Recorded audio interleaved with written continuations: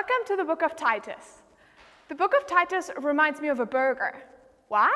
We'll figure out later. So I'm just going to give you a quick overview of today's lecture. I'm going to start with historical background, then we're going to look at something really unique about this book, and then we're using one verse to use the inductive Bible method to open up the whole book. Historical background. So let's look at the city of Crete. So the whole book of Titus placed in Crete. Crete was a large island in Greece. And Crete was also used for exiles from Rome. Crete was a central place for worship of gods, or of the worship of gods. So the people believed in a lot of different gods. And so because of that, they lived a corrupt and immoral life. The city was known to be violent, unsafe, and full of sexual corruption. But the city had a lot of different harbors, and it was actually a perfect place to spread the gospel. There was a lot of potential in there, because people would come to the city and would hear about the gospel, and then take the gospel home to their home country. So Paul wanted that Crete would be a network of churches so that people from all over the world can actually hear about the gospel.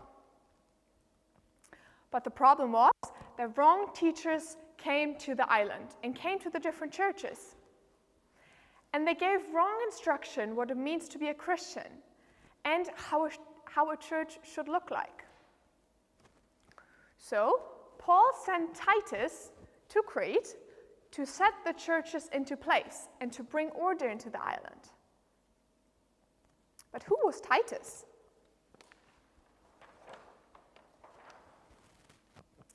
Titus was a Gentile, and he got converted during the early years of Paul's ministry.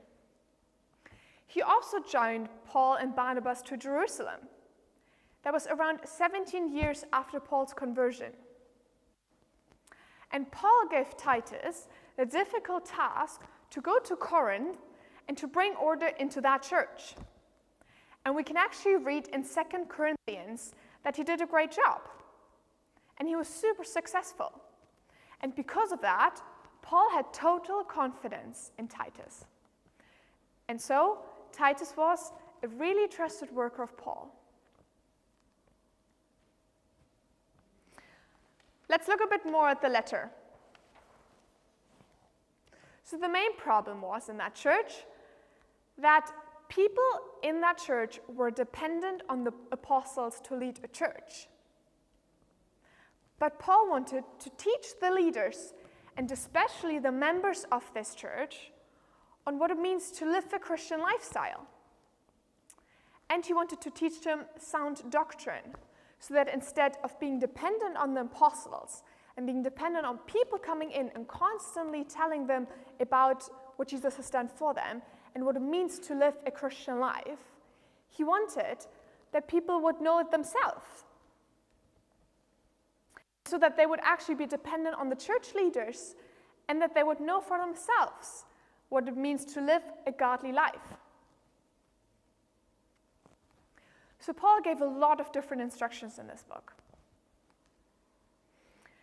This letter to Titus is especially, is really focused on the quality of membership. And he tells them and explains them what it means to have a godly character and what a godly character should look like. And he talks about what a godly character should look like in the church, at home, and in the workplace. And he also teaches the importance of older women helping younger women, and the respect that everyone should show to elderly people. He also reminds them on how widows deserve to be cared for. So in summary, Paul gave a lot of specific instructions to Titus about the roles of specific people groups: old and younger women, old and younger men, and slaves, which were a normal part of a household in that time. So Paul addresses two main audiences in this book.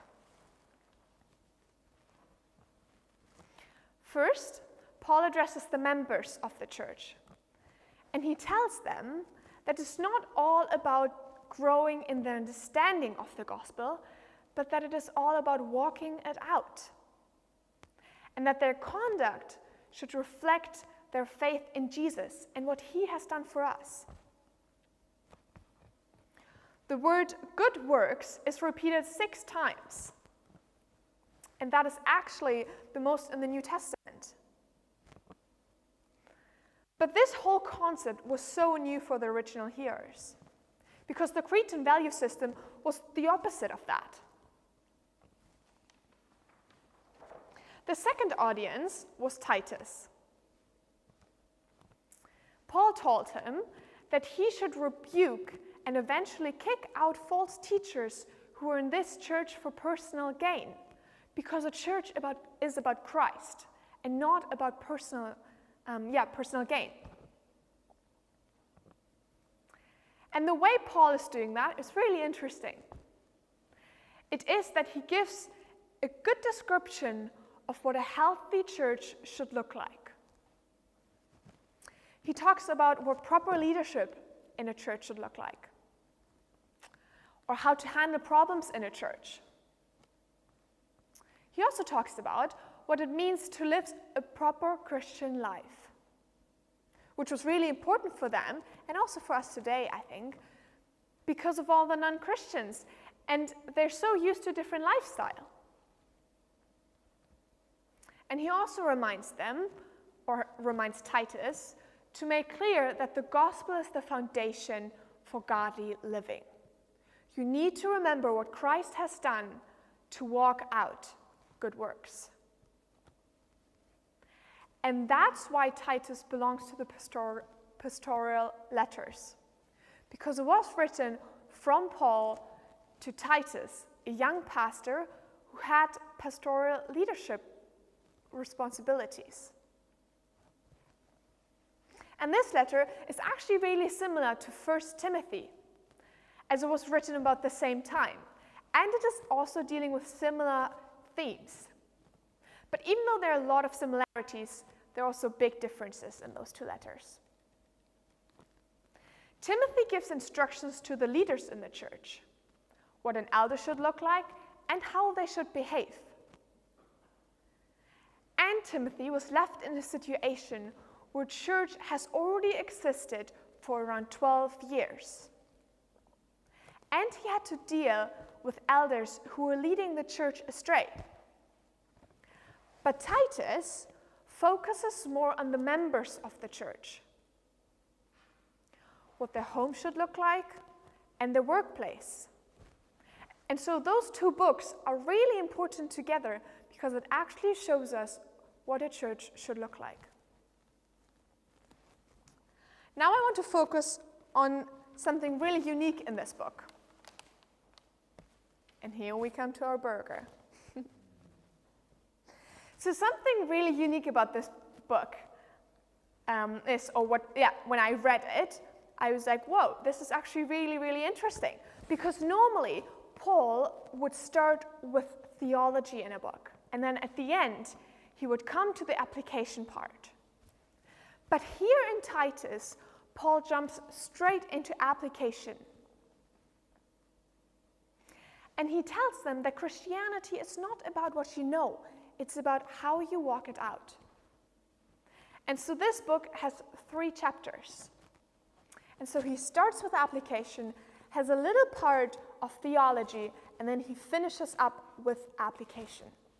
So it fits perfectly together.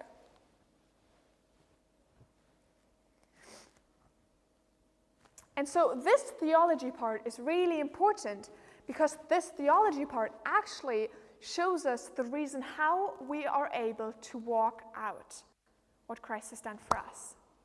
And yet reminds us on the reason. Because it is because of the grace that Jesus showed to us. It's because of our salvation that we are now able to walk out in good works. This part is in chapter 2, verses 11 and 14, and we're actually having a look at that later. But now I want to talk about 3 main topics that jumped out to me when I was reading this book. And those themes, Paul is talking about them over and over again. The first one, he's telling over and over again that there's no separation between believing in God and walking it out. And Titus shows us that those 2 things go together. The second one is that good works should be an overflow of the grace that we've received. We can't do things on our own, but we need to remember what he has done for us. And if we do that, good works will be the result of that. And then the last one is that Christians should set an example by doing good in every kind.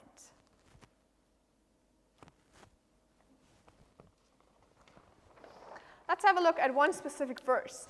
It's Titus 2, verses 11. I'm actually going to read chapter 2, verses 11 to 14. For the grace of God has appeared that offers salvation to all people. It teaches us to say no to ungodliness and worldly passions, and to live self-controlled, upright, and godly lives in the present age, while we wait for the blessed hope, the appearing of the glory of our great God and Savior, Jesus Christ, who gave himself for us to redeem us from all wickedness and to purify for himself a people that are his very own, eager to do what is good. So we are starting with observation, and I observed a list and a contrast, and I just organized them. This is the side that Paul is saying, don't live like that, but live like that. He says, you need to say no to ungodly passion and worldly passions, but you need to live your life self-controlled and upright, godly lives.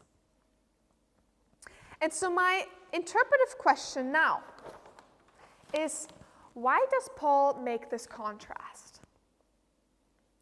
And the more and more I thought about, I realized that if people want to cut out something of their life, they need to replace it with something. So Paul gives us this list, and he says, if you say no to one of those things, you need to replace it with something else. And then now we move to application, and I found this timeless truth. Salvation should result in replacing ungodly passions with godly devotion. And so for me personally, I want to live more godly and more upright. So I need to think about, what is something in my life that is ungodly? And then how can I replace it? And when I thought about it, I realized that it is actually quite easy for me to judge people. And it is easy for me to compare myself to others. And so I want to get rid of that. But I need to replace that with something else. And I want to replace it with praying for them and maybe even encouraging them. Only then I can get rid of it. And the more and more I do it, the easier it will get for me. How about you? I encourage you to just take a minute and think about something that you think, I want to get rid of that, and then think about something that you can replace that with. Thank you so much for watching today, and see you next week. Bye!